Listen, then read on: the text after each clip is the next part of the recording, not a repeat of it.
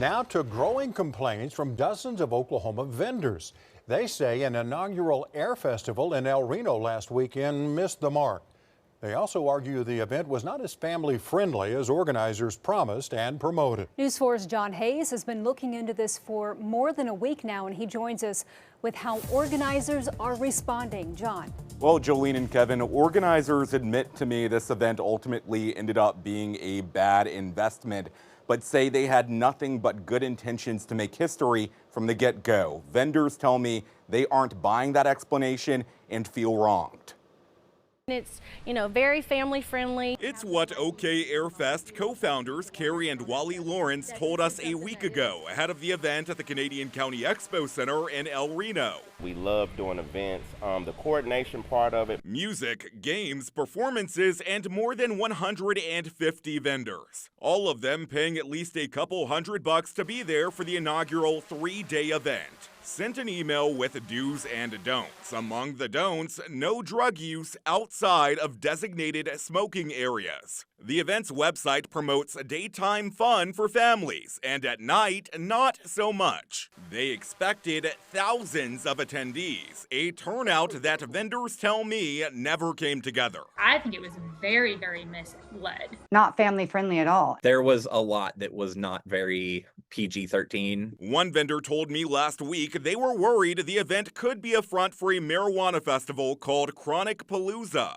That event was being advertised online for the same weekend at the same venue. State records say Carrie Lawrence owns an inactive LLC for that name. We noticed the social media account for Chronic Palooza actively promoting Airfest and using a poster suggesting the two events were both taking place. But Carrie told us the plans for Chronic Palooza were scrapped 6 months ago.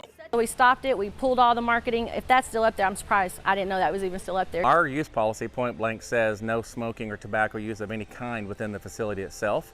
And our agreement with them is with OK Airfest. To clarify, none of the videos or images shared with News 4 appear to show drug use inside the building. But we have seen videos and images showing clear marijuana use outside, including smoke tents and attendees openly preparing joints in front of vendors, which in some cases may be a violation of the law, even for those who use medical marijuana. It's still not the environment vendors like Dee Dee McKenzie, who brought her 10-year-old son with her, expected. You can smell it with people passing by smoking it. In a lengthy phone interview Monday, Carrie Lawrence said she stands by her words last week. It is legal. If a medical patient who has their current OMMA card felt that they needed to medicate outside. Another factor several vendors brought up: pre-packaged joints. They say they have video proof were handed out to anyone who wanted the products. I was flabbergasted. Carrie Lawrence denied approving the handouts, telling us she never saw them. Now, because all these people are lying and making up all this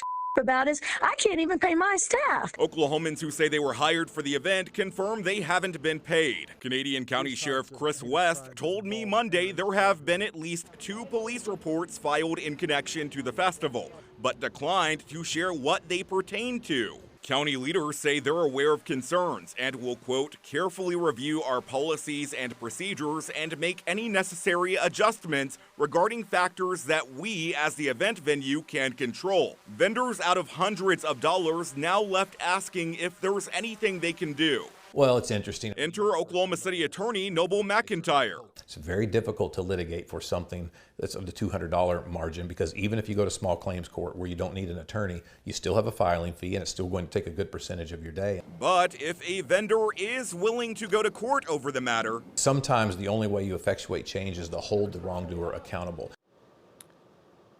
Now, on Monday of this week, we reached out to Governor Kevin Stitt's office because his signature is on a state proclamation celebrating the event. So far, we haven't heard back. I also got a hold of an email this evening. Some vendors say they received from the OK Airfest team offering them free marketing for their business, but noting there will be no refunds.